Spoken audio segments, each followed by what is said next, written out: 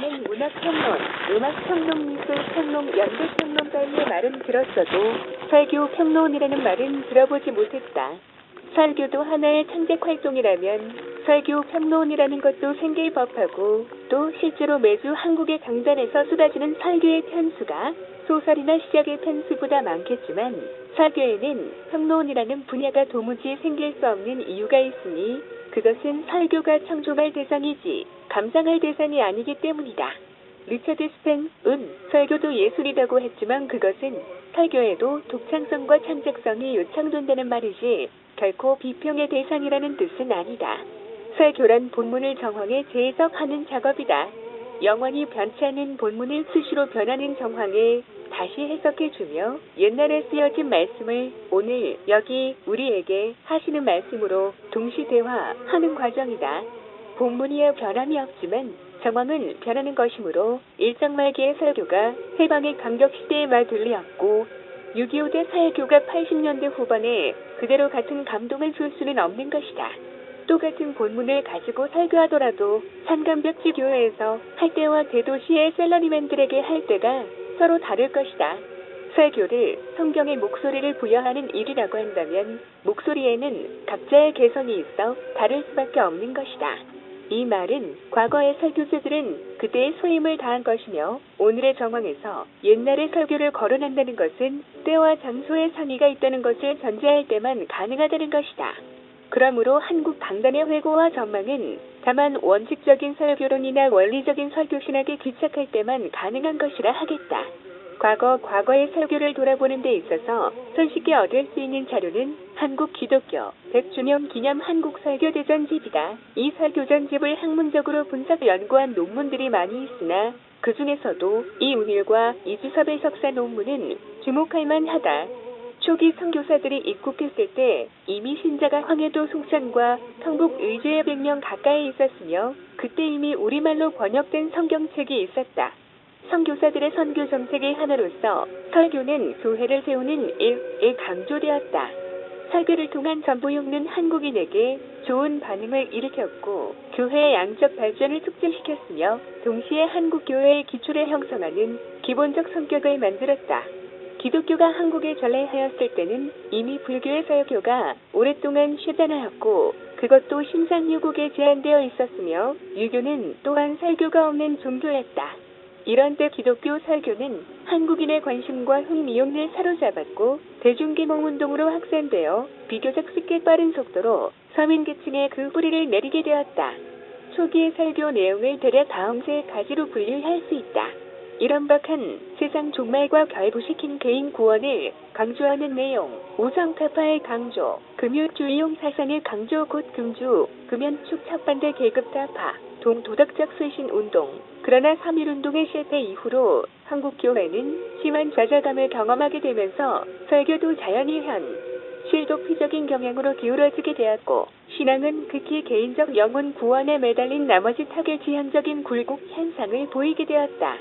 만국의 순산을 마신 민중에게 절망적 역사 현장에서 원기와 소망을 얻게 한 것은 길섬주목, 사회, 묵시록 설교였고 1919년 만세운동의 결과로 좌절된 심령들을 통회와 신유 은사로 위로한 것은 역시 하늘의 소망을 두어 내세 지향적인 부흥운동을 일으킨 김익두 목사의 설교였고 1930년을 전후하여 가혹해진 일제 탄압으로 지쳐 쓰러져가는 백성들에게 하나의 불로 나타나 열광주의를 부르짖었던 이용도 목사의 메시지는 고난당하는 결의를 마음을 하늘로 향하게 하라는 위로였다.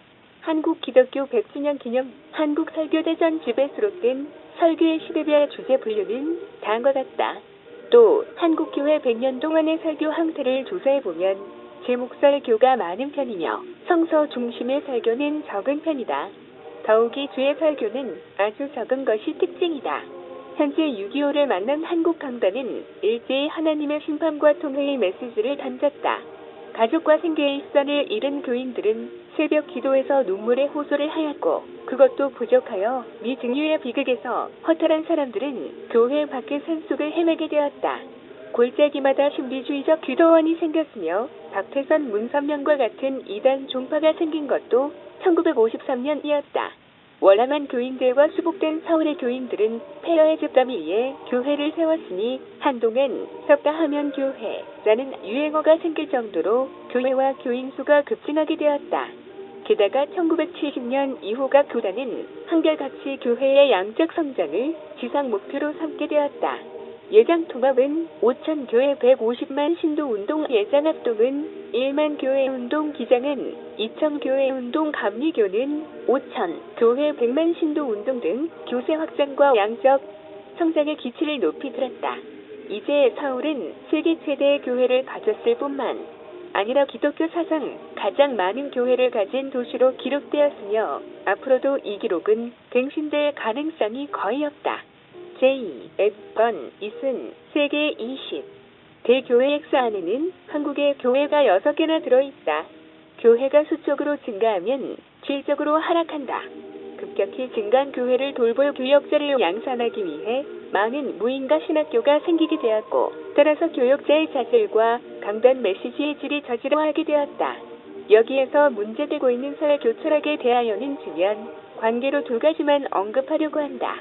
첫째, 기복 신앙에 맞장 붙이는 설교가 유행하게 된 점이다.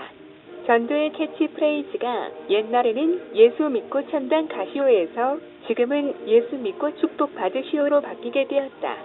종교학적으로 말하여 기복이라는 것을 빼버리면 종교 자체가 성립하지 않는다. 기독교는 믿고 축복받는 종교이다. 그러나 축복이 가시적인 것이나 물질적인 것만일 수는 없다. 여기에서 교인의 욕구를 찾아내고 그 욕구를 만족시켜 주어라 는 설교 철학의 문제성이 있다. 인간의 욕구라는 것이 자정 능력이 없이 이기적인 욕구를 만족시켜 주려고만 할 때 설교의 타락은 온다. 교인들의 가장 좋아하는 설교 내용이라는 조사에서는 다음과 같은 통계가 나왔다. 앞의 주에서 알 수 있듯이 교인들은 사회적 책임이나 나라 일에 관한 관심은 비참할 정도로 희박하고 여전히 내세에 관한 관심만 강하여 크리스찬으로서의 의무보다는 자기 안전에만 관심하는 이기적인 사람들로 나타난다. 따라서 설교가 이기심을 부추기고 정당화시키거나 이기심의 영합만 한다면 기독교가 한국을 구원하기는 어려울 것이다. 설교를 통해서 복음용의 핵심이 전해져야 할 텐데 사람들을 위로하고 감싸주며 내세적 축복만을 강조하게 된다면 복음의 편파적 전달이라고 할 수밖에 없다. 지나치게 보호만 받고 위로만 받으려고 할 때 한국 교회는 유아적인 신앙과 초등학문적인 수준의 종교의식에서 벗어나지 못할 것이다. 한국 교회는 100세다 광야에서 떡을 얻어먹은 기적을 경험한 후 무리들이 또 다시 먹을 것의 기적을 갈구하며 모였을 때 예수님이 그 갈구에 영합하지 않으시고 거절하셨던 점을 주목해야 되겠다. 우리의 설교에서 십자가가 발견되지 않고 고난받는 그리스도의 모습이 보이지 않으며 이 땅에서 잘 먹고 잘 사는 일이 전면에 부각된다면 순수한 복음의 핵심은 가려지고 만다. 둘째, 근자의 한국교회 강단에 대해서 염려하는 것은 소위 적극적인 사고라는 설교 철학이다. 적극적인 사고라는 것이 가지고 있는 심리학적 의미와 긍정적 측면은 대단히 상쇄할 만하나 무엇이든지 지나치면 복음을 변형시킬 우려가 있다. 로버트 슐러의 교회의 성장 원리는 잘 알려진 바와 같이 쇼핑센터의 이론을 도입하여 성공적인 소매의 원칙에 적용되어 있다. 현대인에게 달콤한 성공이라는 꿈을 심어주는 것은 좋으나 복음적 진리에 대한 선택보다는 차라리 심리학적이고 인간적인 성공 비결을 전전하여 허영심이 많은 모태자들로 하여금 소영웅주의에 빠지게 할 우려가 있다. 그 나라와 그의 도를 추구하기 위해서는 자기를 부인하고 자기 십자가를 지고 그리스도를 따라야 할 것이다.